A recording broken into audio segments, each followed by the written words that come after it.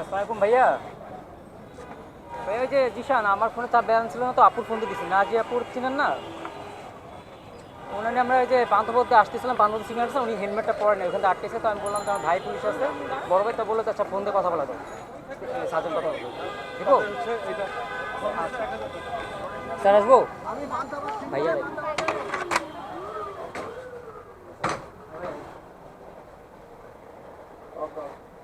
একটু ওয়েট করেন, একটু ওয়েট করেন, মামলা করতেছে, একটু ওয়েট করেন, একটু ওয়েট করেন। এই যে ভাইয়া,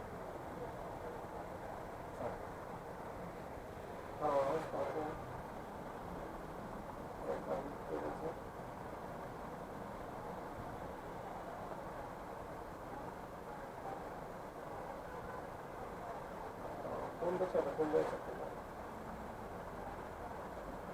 আমি কত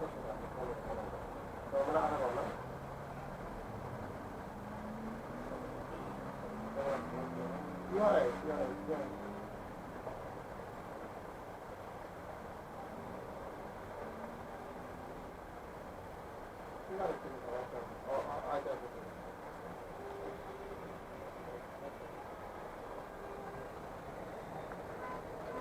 আচ্ছা ভাইয়া, ঠিক আছে, ধন্যবাদ। তোমার নাম কি?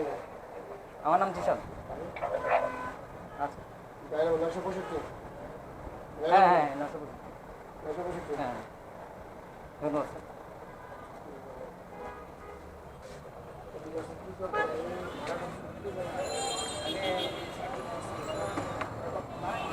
কোথায় গাড়িটা আটকালো? ধর, এই যে ভাইয়া ফোন দিচ্ছে, মহাসিন।